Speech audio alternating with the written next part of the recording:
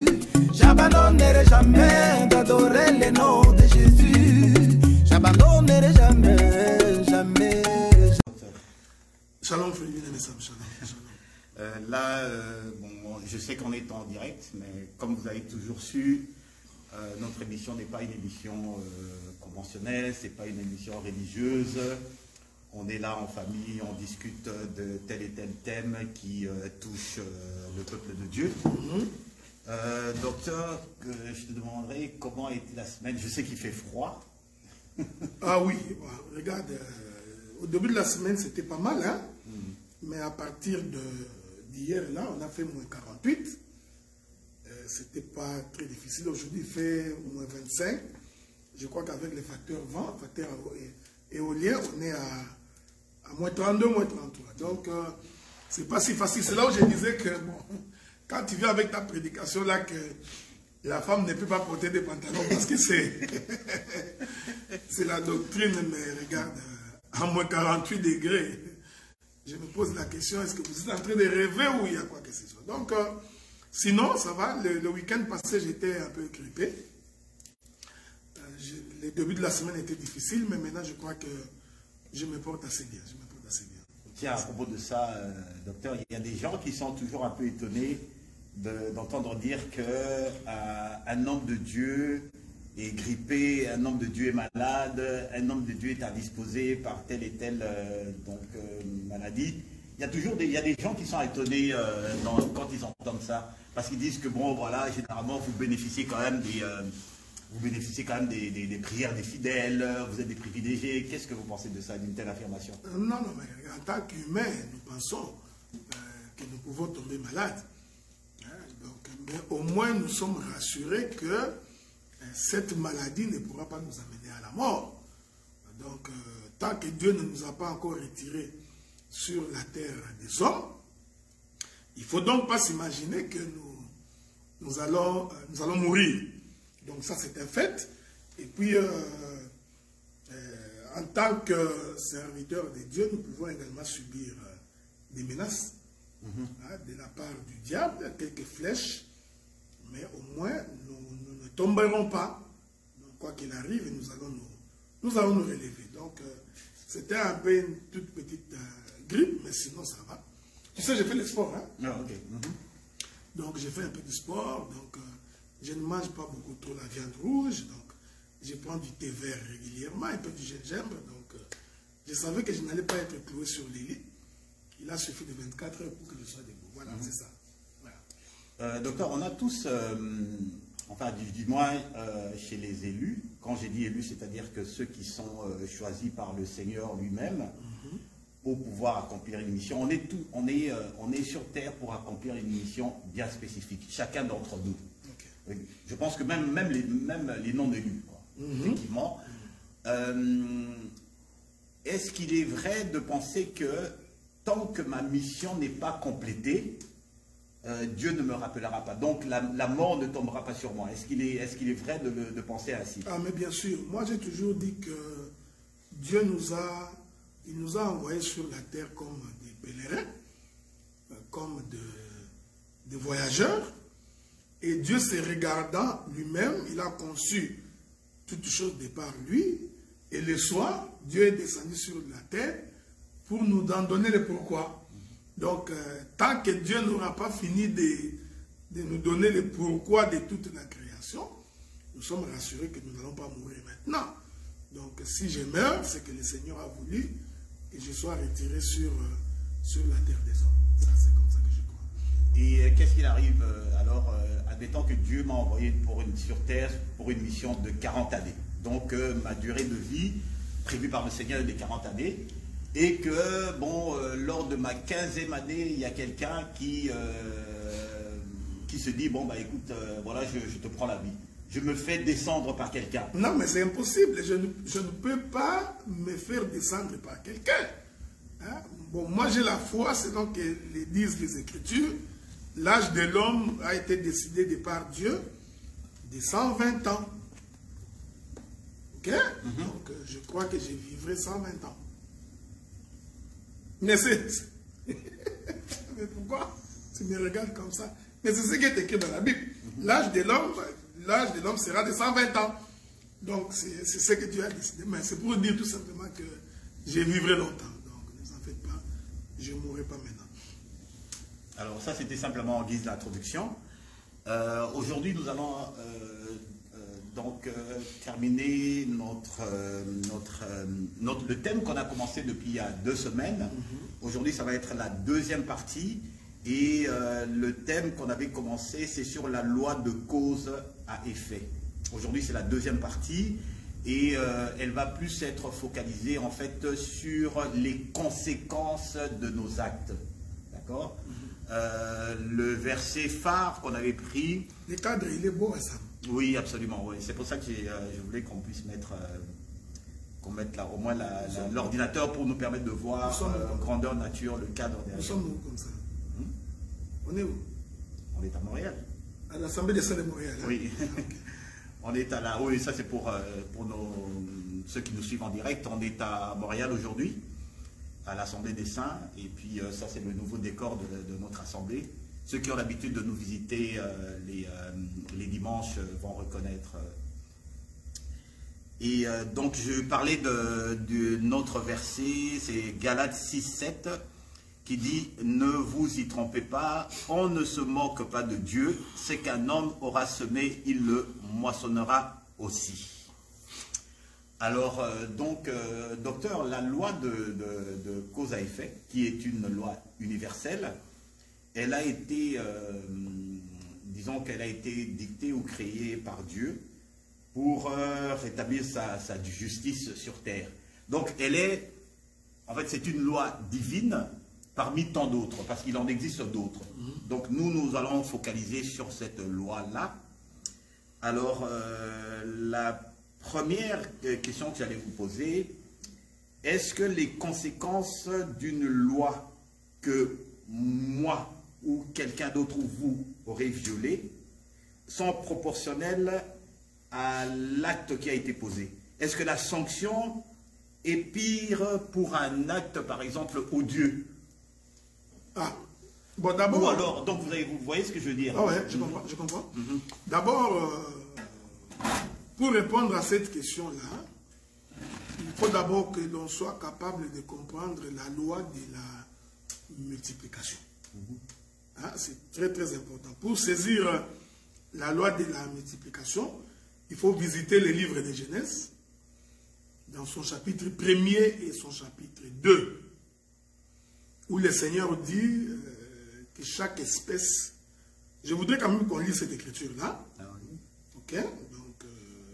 Genèse 2. Hein? Je crois Genèse 2 ou Genèse chapitre 1er.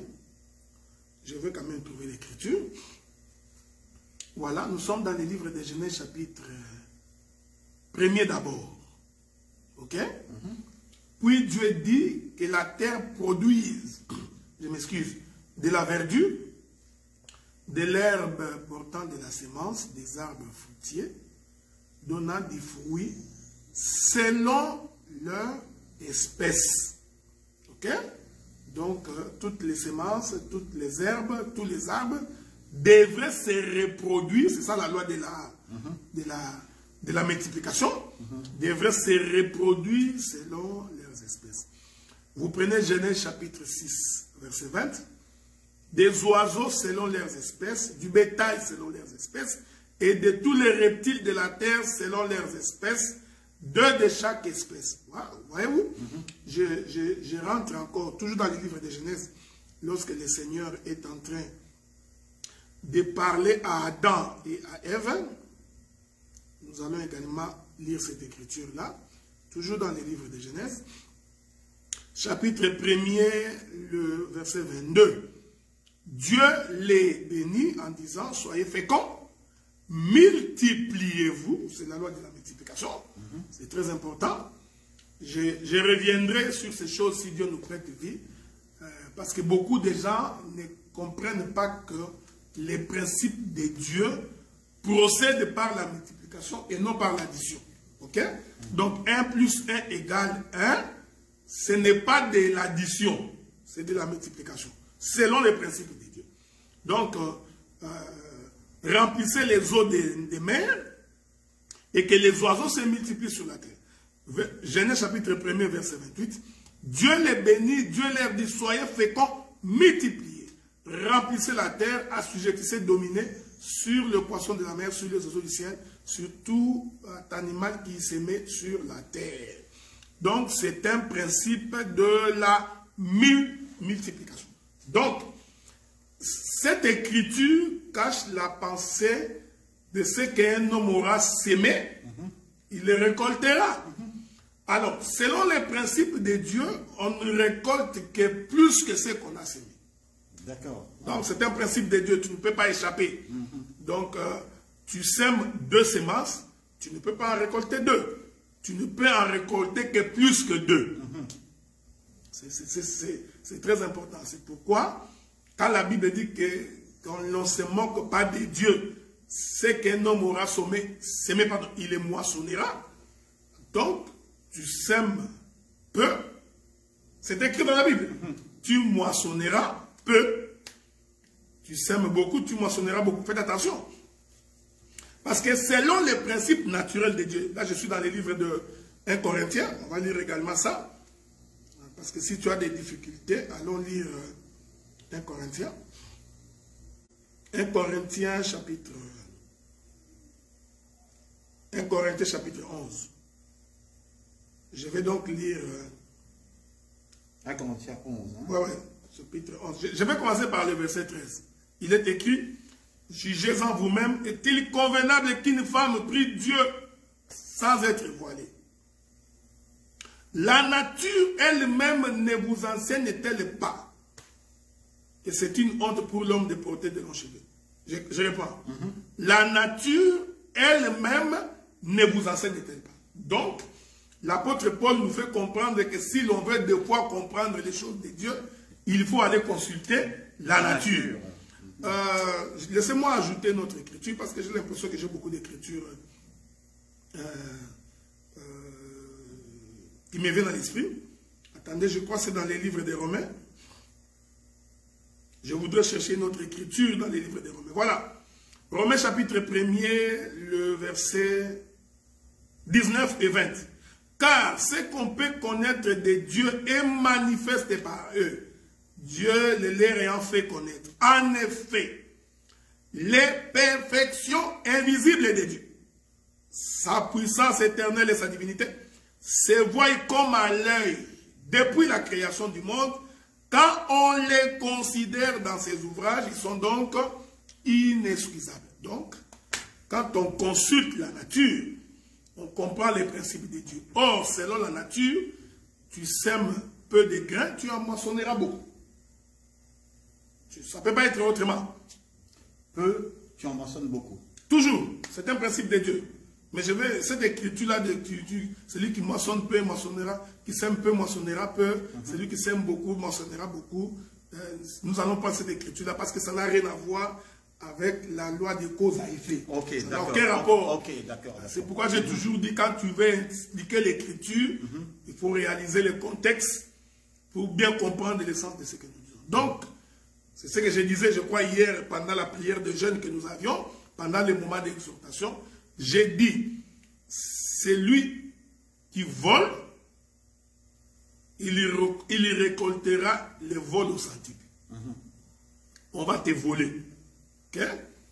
Donc, c'est lui qui prend les femmes d'autrui, on prendra sa femme. Okay? Tu ne peux pas échapper, ne vous en faites pas. Donc, ce sont des principes de Dieu. Okay.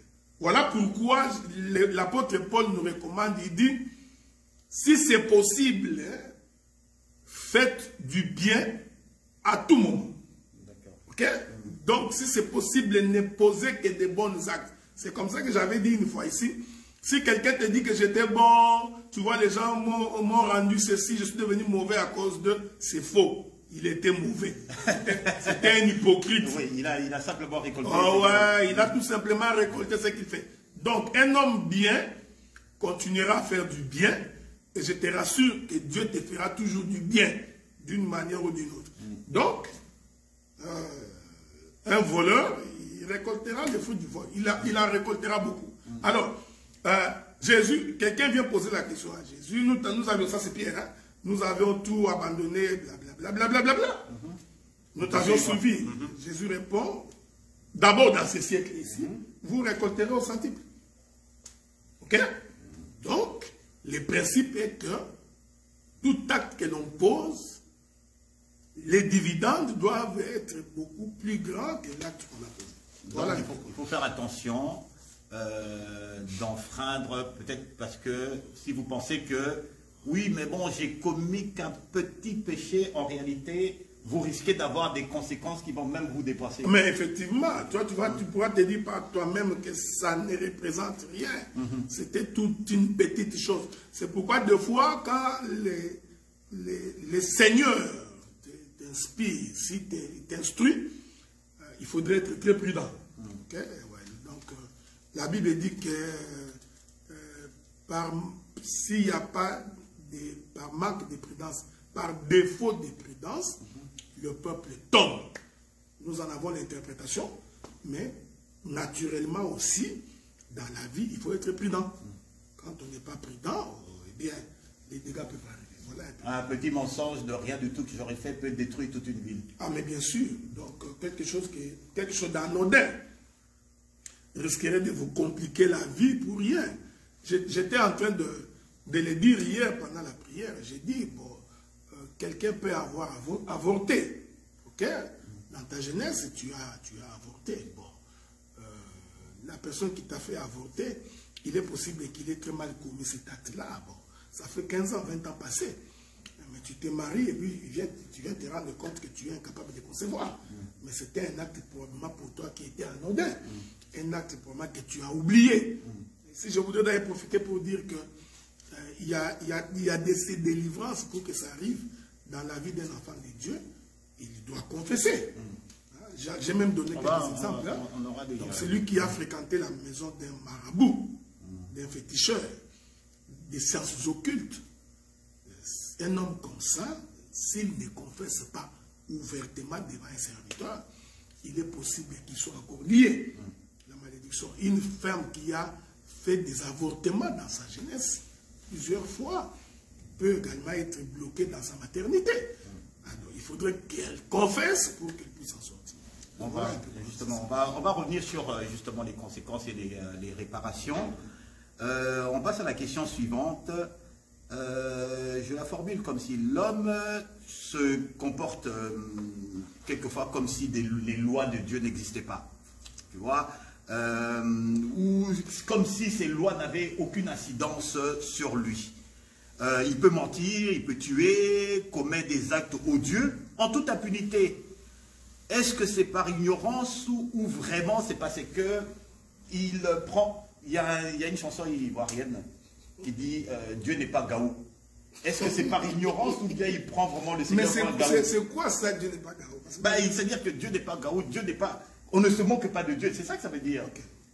Est-ce que c'est par ignorance qu'ils se comportent ainsi? Ou vraiment ils prennent le Seigneur pour quelqu'un de... Ils prennent le Seigneur, disons le mot, pour un idiot. Je suis en train de chercher... Je parle bien des gens qui agissent comme si les lois n'existaient pas. C'est ce que je voudrais trouver. Je voudrais trouver une écriture. Je crois que ça doit se trouver dans les livres des Romains. Voilà.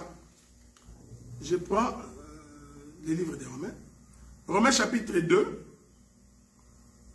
le verset 14 et le verset 15. Nous lisons. 14 et 15. Non, je peux même commencer. Laissez-moi commencer par le verset 11. Romains chapitre 2. Nous pouvons commencer par le verset 11. Oui. Nous lisons. Tous ceux qui ont péché sans la loi. Ok? Vous ne connaissez pas Dieu. Vos commandements là, ça ne m'intéresse pas. La Bible dit, Dieu répond à ces questions. Tous ceux qui ont péché sans la loi périront aussi sans la loi. Okay? Les hommes de l'ancienne alliance. Ah ouais, bon. Donc c'est-à-dire que quelqu'un qui dit je suis un païen, je ne connais pas la loi de Dieu. Donc voler pour moi, je ne connais pas. Je n'ai jamais été dans une église. Alors dites-moi comment Dieu va me juger. C'est l'exemple que tu as donné. Les gens qui commettent des actes odieux sans se reprocher de quelque chose. Dieu répond. tous ceux qui ont péché sans la loi périront aussi sans la loi. Il faut faire attention, quand vous remontez au verset 11, car devant Dieu, il n'y a point d'acception des personnes. Cette acception ici ne veut pas dire que Dieu va sauver tout le monde. Hein? Ce n'est pas ça. Cette acception, c'est en fonction de ce qui va être dit plus bas. Okay. C'est-à-dire en fonction du jugement, Dieu ne fait acception des personnes. Tout le monde va être jugé. Oui, parce que dans ma version, ça dit car Dieu ne fait pas de favoritisme. Ah, voilà, exactement. Donc, ce favoritisme, Dieu ne fait pas de favoritisme ici, ne veut pas dire que Dieu ne choisit pas les élus, qu'il abandonne d'autres personnes. Non, ça n'a rien à voir. Parce qu'effectivement, Dieu a choisi Jacob, il a haï Ésaü. Donc, cette écriture ne concerne pas ces choix-là. Okay. Cette écriture ne concerne pas l'élection de Dieu. C'est ce que j'ai toujours dit. Tu prends un verset de la Bible, tu vas mal poser le verset, tu donnes une mauvaise interprétation. C'est comme quelqu'un qui prendrait la télévision, il va mettre dans les toilettes. Dis-moi, c'est toujours la télé, hein? Mais comment dis-moi, tu fais quoi avec la télé aux toilettes? Donc Dieu ne fait pas du favoritisme, mais c'est par rapport à ce qui va être dit plus tard. Donc, que tous ceux qui ont péché sans la loi périront aussi sans la loi. Tous ceux qui ont péché avec la loi seront jugés par la loi. Écoutez maintenant. Ce ne sont pas en effet ceux qui écoutent la loi qui sont justes devant Dieu, mais ce sont ceux qui la mettent en pratique qui seront justifiés. Ok? Donc, si tu ne vis pas la parole, tu ne peux pas être sauvé. Romains chapitre 9. Ceux qu'il a connus d'avance, il les a appelés, il les a glorifiés et il les a justifiés. Cette justification passe par l'application, la mise en pratique de la parole de Dieu. Okay? Donc, tu ne peux pas dire non, je suis un élu prédestiné, même si je ne fais pas, je vais être sauvé. Ça, c'est mal comprendre l'écriture. Maintenant, regardez, verset 14. Car les païens qui n'ont point la loi font naturellement ce que prescrit la loi. Ils sont eux qui n'ont pas la loi, une loi pour eux-mêmes. Ils montrent que l'œuvre de la loi est inscrite dans leur cœur. Leur conscience les rendant témoignage, leurs pensées s'accusant et se défendant tour à tour. Même si on ne te dit pas que coucher la femme de ton frère, c'est un péché, mais Dieu a inscrit ça dans ta conscience. D'ailleurs, c'est la raison pour laquelle tu le fais en cachette. Hein? Tu prends des rendez-vous en cachette, on va se retrouver. Tu sais parce que ta conscience te dit que c'est tu fais mauvais. Voilà, c'est ça. Donc, ils prétendent que non, je ne savais pas. Non, c'est faux, c'est faux. Tout le monde sait. Okay. J'aime les mondains. Hein. Ils ont trouvé ça chez Dieu. Nul n'est censé ignorer la loi. Ok? Donc, c'est un principe pour dire que même dans ta conscience, la loi y est inscrite. La loi du bien et du mal. Merci, docteur. Alors, pour aller à la question suivante, Dieu a créé, connaît cette écriture, l'homme a été créé à l'image de Dieu, d'accord? À son image, à sa ressemblance, d'accord? Donc, automatiquement, il nous a également donné une part de sa divinité, une part je dirais plutôt de ses capacités, des moyens, des dons, et tout pour qu'on puisse accomplir la mission par laquelle on a été assigné. D'accord? Il nous a créés à son image, à sa ressemblance. Si Jésus a été capable de sauver des personnes, et tout, à poser des mains, les personnes sont guéries, les malades sont guéris, nous aussi on a cette capacité-là. Dieu nous a donné cette capacité-là. D'accord? Non, c'est toi qui parles. Je ne suis pas tout à fait d'accord, donc je te laisse parler quand même. En fait, regarde, Dieu nous a créés à son image et à sa ressemblance. Okay. D'accord? Dieu est capable de faire certaines... Dieu a des attributs, Dieu est capable... Est-ce qu'on peut considérer que mon nez ressemble au nez de Dieu? Je ne parle pas encore je ne rentre pas dans les attributs physiques. D'accord? Voilà. Je parle des capacités, des capacités qu'il nous a données, les dons qu'il nous a donnés, les choses qu'il nous a données. Alors, mais par contre, est-ce qu'il est possible qu'il y a des domaines et tout ça qui sont... dans l'exclusivité même de Dieu. Je ne parle pas du salut, hein. Je ne parle pas de l'élection. Le fait de décider de la vie ou de la mort, ça c'est dans la capacité de Dieu. D'accord? Ça c'est Dieu qui décide. Mais est-ce qu'il y a des domaines par contre qui pourraient être accessibles à l'homme dont Dieu se réserve l'exclusivité, connaissant justement le caractère mauvais de l'homme?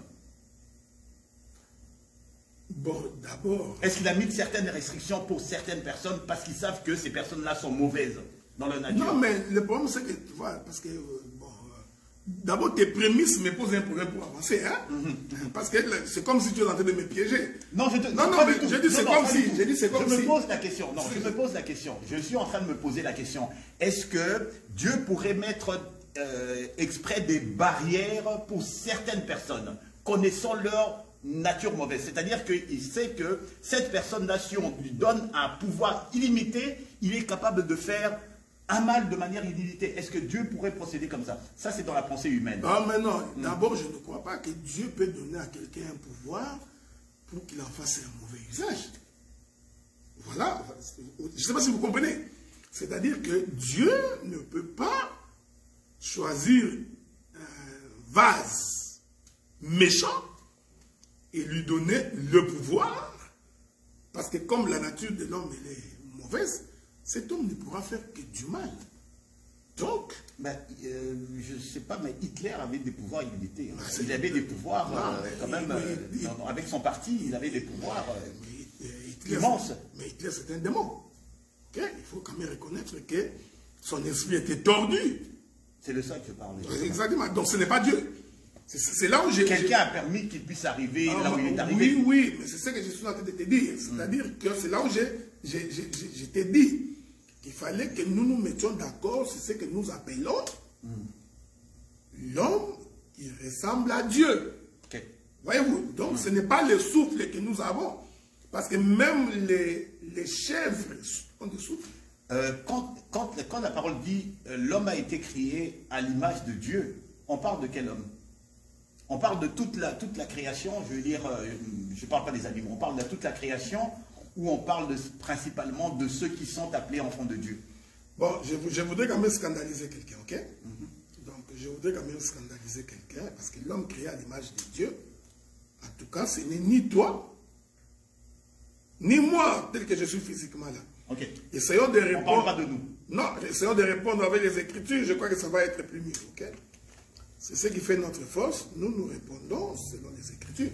Parce que si, au-delà que je suis ici, tel que tu me vois, je suis créé à l'image de Dieu, toi à l'image de Dieu, mon épouse à l'image de Dieu, mes enfants à l'image de Dieu, alors nous devons tous être semblables à Dieu.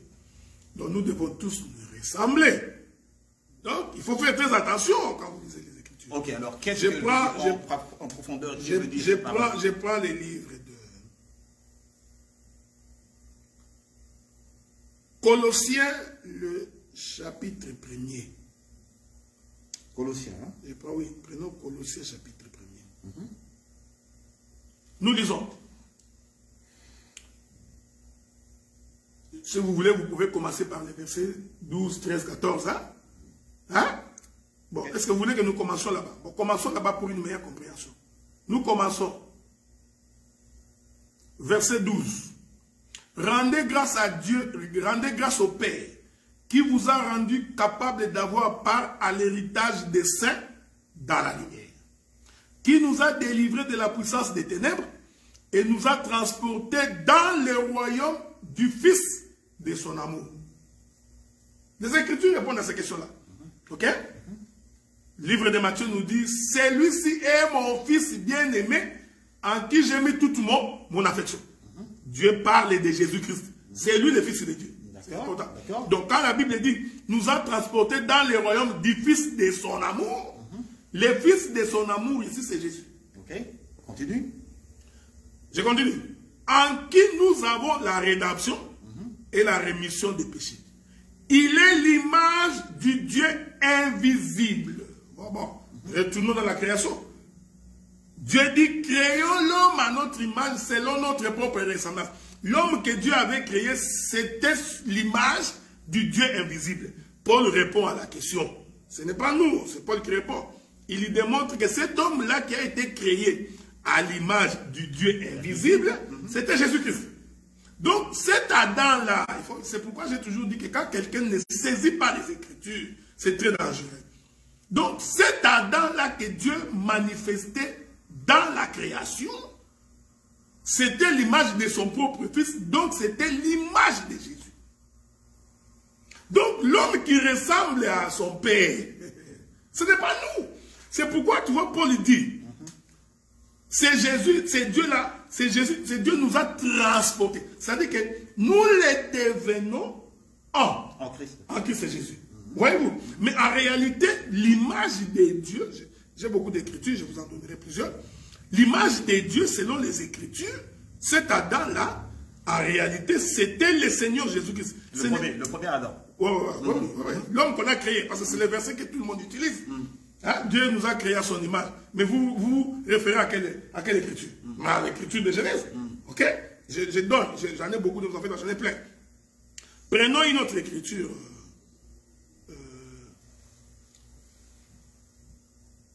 Je prends, parce que j'en ai beaucoup, mais j'ai choisi les écritures qui peuvent nous aider à pouvoir avancer les plus vite possible. Romains chapitre 8, verset 29. Romains 8, 29. Oui. Car ceux qu'il a connus d'avance, il les a aussi prédestinés à être semblables à l'image de son Fils. Donc, vous voyez, la Bible est simple à comprendre. Donc, nous sommes l'image de Christ. Oui, nous devenons fils de Dieu en nous conformant à l'image du Fils de Dieu qui est Christ. Exactement. Donc, cet Adam-là, que Dieu avait créé au commencement, c'était l'image de Jésus. Donc, c'était le Fils de Dieu. Okay. Donc, quand l'Écriture dit que Dieu souffla dans les narines d'Adam, c'est toute une dispensation. C'est pour dire que le Fils de Dieu porterait un corps un jour et l'Esprit de Dieu habiterait dans ce corps. Voilà pourquoi le jour de son baptême, c'était le corps qui sortait des eaux. Là, je suis avec Jean-Baptiste. La Bible dit, le ciel s'ouvrit. Le Saint-Esprit descendant sous forme d'une colombe vient donc pénétrer dans ce corps. Voyez-vous? Donc, c'était la création d'Adam. C'était la création. Et une voix se fit entendre des cieux. Celui-ci est mon fils. Donc, Dieu n'en a pas plusieurs. Dieu, d'abord, je vous informe en passant que Dieu n'a pas plusieurs fils. Dieu n'a qu'un seul fils. C'est Jésus-Christ. Nous devenons fils par cohéritage. Ok? C'est par l'adoption que nous devenons fils. Donc, ce sont des choses que le peuple doit comprendre. Je donne un exemple. L'arche de Noé traverse les déluges. Parce que nous voulons dire que ça aussi, c'est l'image du Fils de Dieu.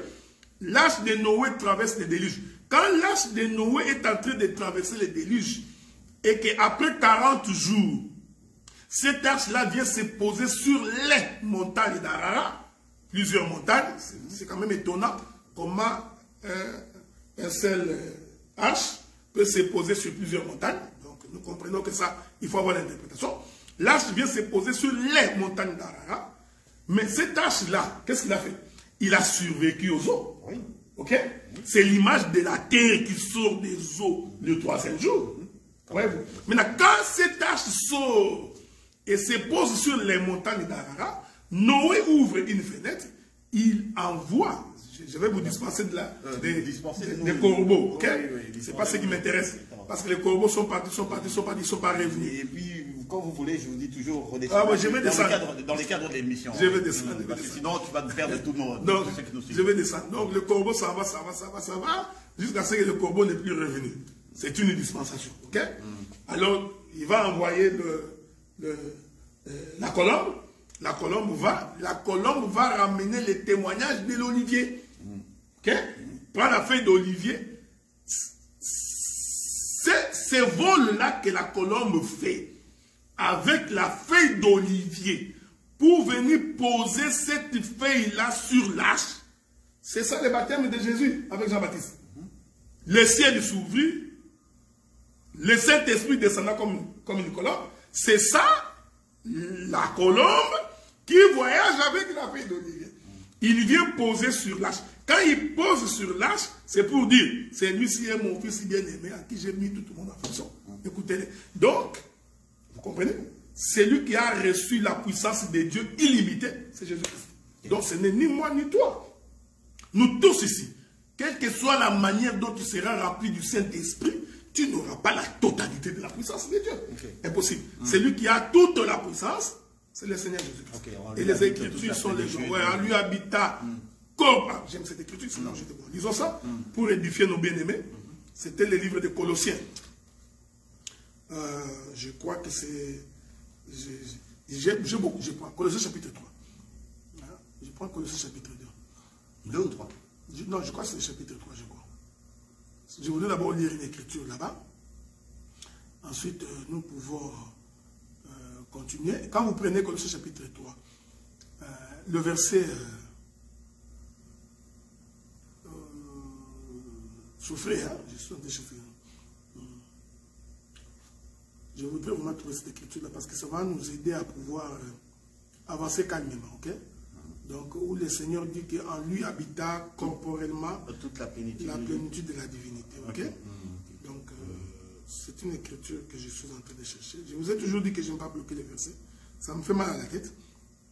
Donc, bon, bon, c'est pas grave parce que je sais que c'est Colossiens chapitre 1, quelque chose comme ça. Mais je vais y revenir plus tard là-dessus pour que nous puissions très bien nous faire comprendre là-dessus. Donc, la plénitude de la divinité était en Christ Jésus.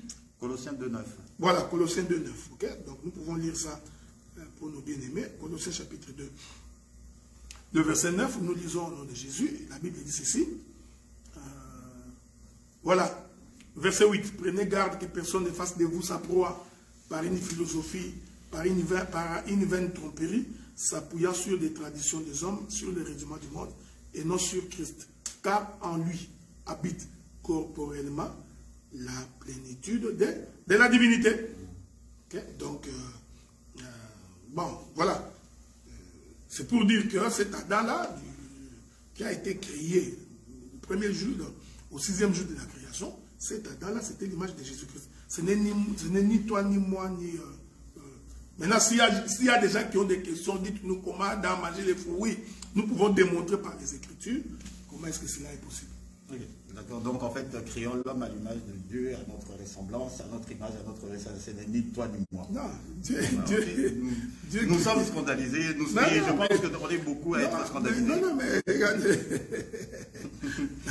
Eh bien, en continuant dans les scandales, docteur, avec 1 Timothée 2,12, ça dit ceci: je ne permets pas à la femme d'enseigner, ni de prendre de l'autorité sur l'homme, mais elle doit demeurer dans le silence. D'accord? Je ne vais pas extrapoler. Alors, ma question est la suivante. Donc, la loi divine est claire sur le ministère de la femme. Alors, quelle sera l'issue de celles qui continuent à prêcher? Donc, les femmes qui, volontairement ou par ignorance, vont à l'encontre de cette loi, sous prétexte que c'est Dieu qui leur assure le succès. C'est-à-dire que, voilà, maman pasteur a une église où il y a 10 000, 20 000 personnes, il part du principe que, bon, voilà, c'est Dieu qui l'a suscité, et c'est pour cette raison-là que Dieu continue à la prospérer. Quelles risquent d'être les conséquences d'une telle attitude, ou d'une assemblée, justement, qui est conduite, qui est dirigée par une femme, compte tenu de cette écriture, et par rapport à la loi, justement, de cause à effet? Je suis en train de chercher une écriture. Attendez. Je ne sais pas si je trouverai cette écriture-là, sinon je vais revenir plus tard. Il ne faut jamais croire que parce que quelqu'un a 20 000 membres ou 50 000 membres, il y a quelqu'un qui pose la question, où est le frère Papi? Le frère Papi est perdu quelque part à Ottawa. Donc, Papi n'est pas là. Donc, regardez. Il ne faut pas croire que parce qu'une église a plusieurs membres que Dieu est dedans. Ça, c'est une mauvaise conception des Écritures. Et la Bible dit, vous savez, nous ne répondons pas les Écritures. La Bible dit que mon peuple périt parce qu'il manque la connaissance. Donc, si quelqu'un n'a pas la connaissance, il va mourir. C'est pas moi. Donc, toutes ces femmes qui n'ont pas la connaissance des Écritures et qui continuent à faire des choses à l'encontre de ce que dit la doctrine, ils vont mourir. Et vous savez, un jour, Jésus raconte une histoire, il dit que les gens sont venus le voir, Père, n'avons-nous pas chassé les démons à ton nom? Ok, donc tu peux chasser les démons, hein, au nom de Jésus. N'avons-nous pas guéri les malades à ton nom? N'avons-nous pas opéré des miracles à ton nom? Jésus les regarde et puis il dit, vous êtes des pécheurs. Vous qui commettez l'iniquité, je ne vous ai jamais connu. Donc, quelqu'un peut faire son miracle, quelqu'un peut réunir des gens, 30, 50 000 personnes, mais aller en enfer. Donc, nous avons ce principe divin de respecter la doctrine. J'ai toujours dit, c'est une occasion pour moi de le répéter, nous ne pouvons pas empêcher la sœur de parler de Jésus. Non, on ne peut pas t'empêcher de parler de Jésus. Myriam a parlé de Jésus. Anne la prophétesse parlait de Jésus. Déborah la prophétesse parlait de Jésus. Voyez-vous? Jésus était tout le temps entouré des femmes, dans ses disciples. La femme samaritaine a parlé de Jésus. Les femmes sont allées. Donc, on ne peut pas empêcher une femme de parler de Jésus. Mais comme j'ai toujours dit, le pays de Canaan, on n'entre pas sans explorer. Dieu, c'est ça le problème. Donc, arrêtez d'entrer dans un pays que tu n'as pas exploré. C'est la difficulté. Dieu amène Moïse, il dit Moïse, voici Canaan, il fait la répartition. Toi, Moïse, tu vas mourir ici. Il retire Moïse. Moïse, avant de mourir, il appelle Josué et Caleb et 10 autres espions. Il leur dit, entrez dans Canaan, explorez les pays. Cette chose est prophétique. Donc, les 12 sont entrés. J'ai toujours aimé cette expression-là. Tous les 12 ont exploré les pays, mais tous n'ont pas eu le même regard. Non, non. Ils ont tous exploré les pays. Ils sont revenus. Moïse, nous avons exploré les pays. Le pays, il est bon. Il coule le blé et le miel. Nous en avons d'ailleurs rapporté le fruit. Tu peux voir par toi-même. Ok, bien, c'est bon. 10 vont prendre la parole, mais là-bas, nous avons trouvé les fils d'Anak, des géants. Nous trouvons que nous ne pouvons pas accéder. Josué et Caleb prennent la parole. Le pays nous a été donné, c'est vrai qu'il y a les fils d'Anak dedans, mais nous allons y accéder. Okay? Je vous évite des révélations à cause de ces frères-là, parce qu'ils n'aiment pas que je fasse ça beaucoup. Parce que les 10 là représentent les 10 enfants de Jacob. Docteur. Et puis les deux là représentent Joseph et Benjamin. Bon, laissez-moi dire ça. Donc, j'ai pris cet exemple juste pour dire, le pays, avant d'entrer, il faut l'explorer. Donc, ce n'est pas que tu as vu les femmes parler de Jésus ici. Les femmes parlaient de Jésus là. Les femmes parlaient de Jésus. Sans explorer tous les pays, tu conclus, la femme a le ministère de la parole. Non, il faut explorer les pays. Voilà pourquoi nous avons toujours dit, nous avons toujours répété, quand il s'agit d'une convocation solennelle, Dieu convoque son peuple pour l'écouter. Nous appelons ça convocation solennelle. Nous venons pour les lieux de culte. Tout le monde sait qu'aujourd'hui, c'est le jour du culte. Nous allons rendre un culte à l'Éternel. C'est là où Paul dit, je ne permets pas à la femme d'enseigner. Et nous disons, pourquoi elle ne peut pas enseigner? Parce que c'est contre la doctrine de Christ. Quelle est cette doctrine? Dieu crée Adam en premier, il crée Ève ensuite. Dieu donne la loi à Adam, il n'en a jamais donné à Ève. Ça, vous devez le savoir. Dieu n'a jamais parlé à Ève jusqu'au jour où elle a péché. Donc, Adam n'avait jamais vu la face de Dieu. J'aime ça. Pardon, Ève. Ève n'a jamais vu la face de Dieu. Jusqu'au jour où elle a péché. J'aime ces choses. Tu vois, quand tu n'as pas la révélation, ça va te fuir. Donc, Ève n'avait jamais vu la face que Ève voyait tous les jours. C'était la face d'Adam. Quand Ève avait des difficultés, Adam lui disait, toi, tu n'étais pas là. Dieu m'avait dit, ça, c'est le manguier. C'est Adam qui a donné même les noms des arbres à Ève. Il dit, toi, tu n'étais pas là. Tu vois l'animal là qui vient de passer là, c'est les pangolins. Quand vous ne comprenez pas les choses de Dieu, il faut quand même vous taire par moi. Même lorsqu'ils ont péché, écoutez, quand Dieu vient rechercher, Dieu n'a jamais posé la question, Adam et Ève, où êtes-vous? Non. Dieu vient, Adam, où es-tu? Il est merveilleux. Donc Dieu ne voyait même pas Ève. Il dit, Adam, où es-tu? Adam dit, j'ai entendu ta voix. Ah, toi, tu as mangé les fruits dont je t'avais dit. Est-ce que vous comprenez ça? C'est pourquoi, même lorsque Lévi naît, Dieu dit, tu prendras Lévi, tu le mettras à part au temple pour me servir. Il avait des filles. Mais Lévi avait des filles. Dans la tribu de Lévi, il n'y a pas que des hommes, frère. Mais comme il s'agissait d'un travail du sacerdoce, c'est pourquoi quand tu viens avec ton verset de Déborah, oui, nous disons que Déborah était prophétesse. Mais ici, il est question d'un travail dans le sacerdoce. Dieu a mis à part. Il dit, tu me prendras tous les fils mâles de la tribu de Lévi. C'est pourquoi en Israël, il n'y a pas de sacrificatrice. Quand tu ne comprends pas ces choses-là, arrêtez. Jacob donne naissance. La Bible dit le jour où Jacob meurt, ses filles et ses fils le pleurèrent. Nous t'informons que Jacob avait des filles. C'est écrit dans la Bible. Entre autres Dina. Mais quand Dieu veut compter les fils de Jacob, il en compte 12. D'ailleurs, je vais te surprendre. Ce n'est pas aussi un problème des enfants 12 de Jacob, non. Parce que lorsqu'ils sont entrés dans les territoires de Canaan, pour prendre possession de la terre, Joseph, quand on fait la répartition, allez lire, ils ont fait la répartition en 12 tribus. Je t'informe que Lévi n'a pas eu de terre. Parce qu'il était écrit, tu ne donneras pas de terre à Lévi. Quand vous lisez la répartition des terres, vous ne verrez aucune terre réservée à la tribu de Joseph. Ça n'existait pas. Donc, Dieu a retiré Lévi, il a retiré Joseph. Mais il pouvait laisser ça aux 10 tribus. Non, non, non. Comme dans la prophétie de Genèse chapitre 48, Jacob avait dit, je prendrai Manassé et Ephraïm comme mes fils, au même titre que Ruben et Siméon. Quand vient la répartition, on retire Joseph, on retire Lévi, on dit, parce qu'il nous faut 12. Mettez-nous Ephraïm et Manassé. Mais Manassé et Ephraïm, c'est encore des hommes.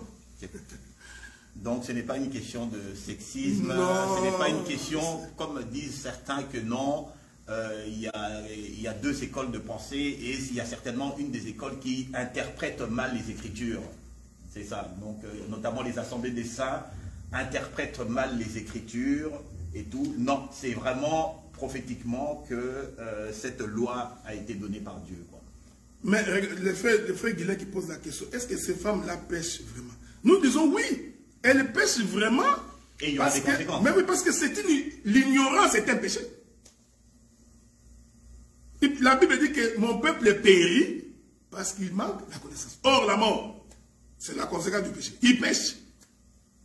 Ils pêchent vraiment et ils pêchent. Et je vous dis, frère, ces femmes-là savent dans leur propre conscience. Ah oui, parce qu'on l'a dit tout à l'heure. Ah oui, ils le savent que ce qu'ils font est anti-doctrine, frère, ils le savent. Et il y aura une conséquence. Ah, il y aura une conséquence, ils vont aller en enfer. Bon, ça c'est... bon, enfin, je préfère ne pas dire, mais moi ils vont se perdre. Donc tu vois. Donc c'est ça que nous sommes en train de les regarder.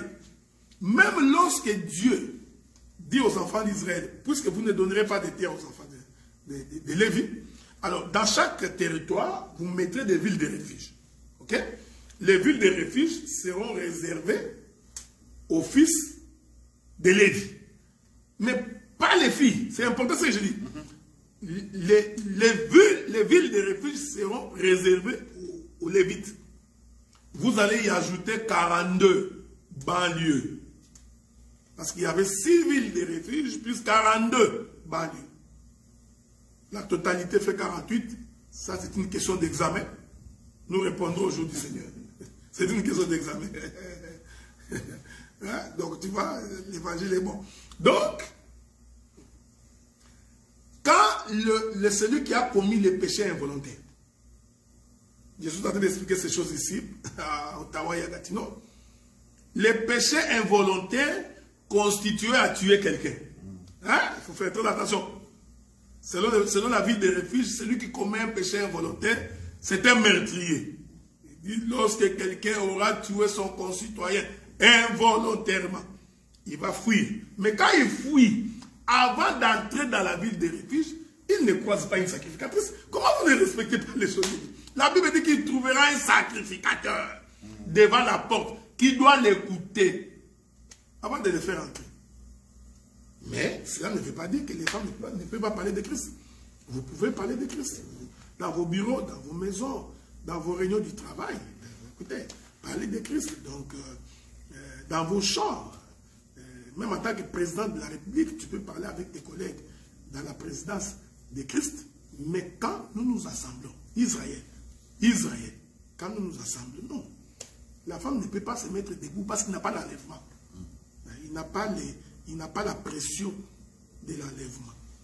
Okay, ceux qui ont des questions là-dessus, bon, comme on avait promis, il y aura un jour, on fera une émission, toute une émission là-dessus, et il y aura des gens qui vont pouvoir poser des questions.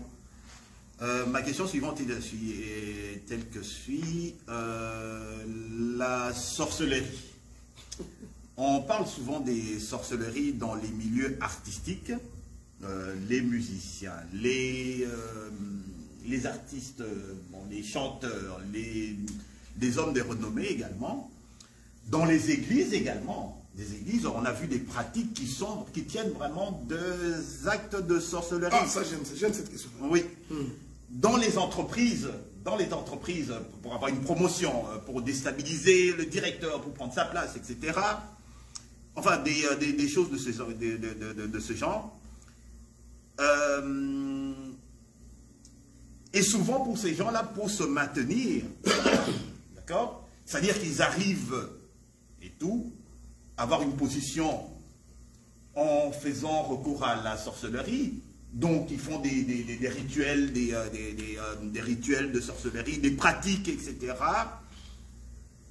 Mais comment? Et ils doivent continuer pour se maintenir, à continuer. C'est-à-dire que, bon, admettons que, bon, le sacrifice a été sacrifier ton petit enfant.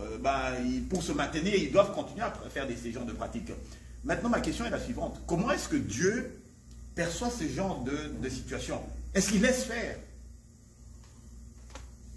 Bon, on va lire les Écritures. Lisons quelques Écritures. Vous savez, Dieu n'est pas ignorant de ces choses. Ok? C'est important.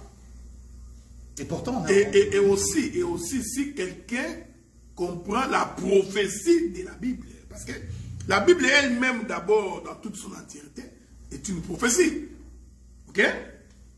C'est une prophétie qui s'accomplit également dans les temps. Donc, si quelqu'un a la vision générale, c'est ce que j'ai dit. Quand tu explores les pays, tu peux comprendre qu'il n'y a rien de nouveau sur la terre. Donc, qu'il y ait des faux prédicateurs. Vous savez, aujourd'hui, on veut nous faire croire que tout le monde est prédicateur. Aujourd'hui, quand vous voulez parler, on vous dit non, ne touchez pas, mais ouais. Vous parlez, non, on souvent ça. Oui, non, mais bien de mes frères. Non, c'est très dangereux parce que les faux prédicateurs existent. Il faut les dénoncer. Tous ces gens qui rentrent dans la cabale juive. Tous les prédicateurs avec des écharpes, des chapeaux, avec la corne. Mais ce sont des sourciers à ciel ouvert. Vous les voyez. Je n'ai pas besoin de citer leurs noms. Tous ces prédicateurs qui prennent des mouchoirs de tête qui font tomber les gens. Coup de tête, l'homme tombe. Double patte, les gens tombent. Recevez, les gens tombent. Tous ces prédicateurs sont des occultistes. Donc, je te laisse le soin de coller l'étiquette au nom de quelqu'un. Je ne cite pas les noms. Donc, vous ne pouvez pas venir nous faire avaler que tel individu est un prédicateur. Quand quelqu'un vous dit que j'ai la capacité de sortir de mon corps la transcendance, mais c'est un sorcier en cravate. Pourquoi vous faites semblant comme si vous ne voyez pas? Aujourd'hui, c'est connu de tout le monde, mes bien-aimés frères et sœurs. Donc, il faut avoir le courage de les dénoncer. Vous entrez dans une église, vous trouvez que la chaise du pasteur est décorée comme si c'était le souverain sacrificateur Aaron. Écoutez, frère, aujourd'hui, les cultes des chrétiens ressemblent de plus en plus au sacerdoce de Lévi. Aujourd'hui, donc, vous trouvez des prédicateurs en soutane. Il faut des cérémonies en soutane. C'est une ignorance ou bien c'est vraiment qu'il y a une explication? Non, nous tendons vers la fin du monde. Nous sommes au comble de l'iniquité. Nous sommes au comble de l'iniquité. La reconnaissance ministérielle, je vais te prendre un exemple pour qu'on se mette d'accord. La reconnaissance ministérielle ne doit pas être un rituel. Ça ne peut pas être une cérémonie. Est-ce que vous comprenez ce que nous disons? La reconnaissance ministérielle devrait se faire dans la simplicité. Parce que c'est un frère qui a évolué au milieu de vous, vous l'avez vu exercer, vous avez vu sa grâce, s'est manifesté. Les gens qui l'ont précédé, qui l'ont encadré, témoignent et l'appellent, l'associent au ministère. Donc ça ne nous prend pas. Il faut que nous achetions des uniformes, il faut que nous fassions un culte spécial. Non. Il faut l'onction d'huile. Il faut qu'il y ait l'onction d'huile. Donc nous sommes dans l'occultisme à ciel ouvert aujourd'hui. C'est connu. Le mal est devenu le bien est devenu le mal. Aujourd'hui, si vous c'est pareil. Aujourd'hui, comment un prédicateur de l'évangile qui fait la promotion des musiciens mondains? Bah, ils disent que c'est pour le ramener à Christ. Non. La Bible définit comment on ramène quelqu'un à Christ. On ramène quelqu'un à Christ en lui présentant l'évangile de la croix.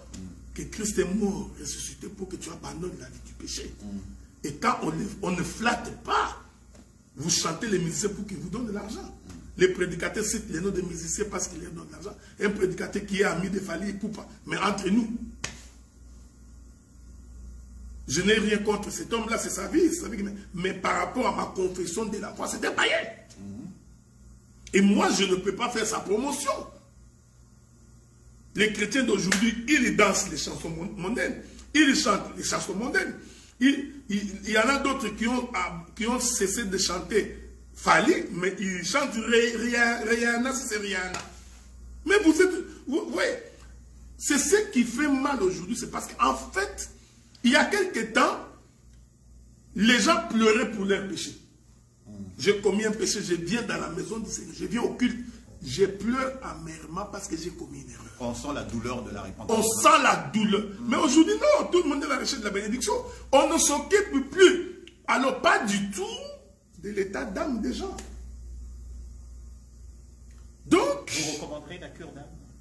Comme chez les pentecôtistes? Non, je ne peux pas recommander une cure d'âme. D'ailleurs, je n'ai jamais cru que cette histoire de cure d'âme. Okay. Mais c'est comme j'ai toujours dit, si quelqu'un a commis un péché grave, parce qu'il y a des péchés, hein. Donc, tu es allé chez un marabout, tu venais de lier ton âme dans le fétichisme. Un type comme ça, sa confession, nous devons l'entendre. Nous devons l'entendre, poser des questions, vérifier si effectivement il a laissé. Okay. C'est comme aujourd'hui un sorcier qui s'est converti devient prédicateur. Non, moi j'ai la foi qu'un sorcier qui s'est converti ne peut pas devenir prédicateur. Un sorcier dans l'âme qui d'abord un sorcier dans l'âme, il ne se convertit pas. Donc ça c'est, je crois que personne ne peut me contredire là-dessus. Mais un sorcier qui est allé qui est entré dans les francs-maçons, quand il est initié, il devient sorcier. Un type comme ça, on peut le faire sortir. Mais de là devenir prédicateur, non. Il y aura des conséquences. Non, parce que qui s'occupe de son âme pour être sauvé. Il ne vient pas nous prêcher. Okay. Donc celui qui a le Saint-Esprit, le discernement, ne laissera pas un type comme ça venir prédicateur. Non. Mais il y en a qui disent que justement Dieu, dans sa miséricorde et dans sa grandeur, il a l'habitude d'envoyer des gens justement dans ces milieux-là pour qu'ils ensuite, en sortant de là, ils viennent les dénoncer. Est-ce qu'avez-vous dans la Bible un exemple d'un ministre de Dieu pour devenir prédicateur était occultiste? Pourquoi vous voulez nous mentir à ce point-là?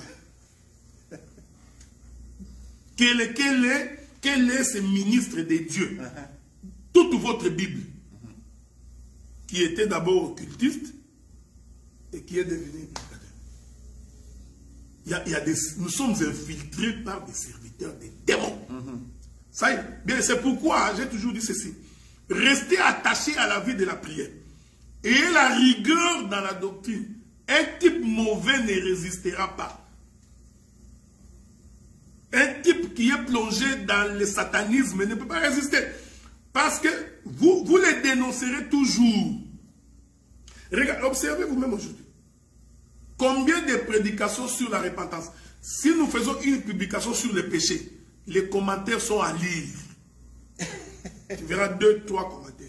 Mais il suffit seulement que je dise que ce mois de février va être un mois de bénédiction. Tout le monde, amen, amen, homme de Dieu, amen. Des bandits. Comment un mois de février va devenir une bénédiction pour toi? Comment? Expliquez-nous. Expliquez-nous comment un mois de février devient une bénédiction. pour quelqu'un qui ne craint pas Dieu. Écoutez, c'est lui qui craint Dieu, qu'il soit en janvier, en février, en mars, peu importe le mois, comme il est avec Dieu, la bénédiction est avec lui. Tu n'as pas besoin de me dire que le mois de mars est devenu une bénédiction pour moi. Non. C'est-à-dire que moi-même, je suis une bénédiction parce que je crains Dieu. C'est ça l'objet de la prédication. Nous vous prêchons pour que vous vous repentiez. Votre cœur est mauvais. L'église est remplie des hypocrites. Des gens dont le cœur est rempli d'amertume.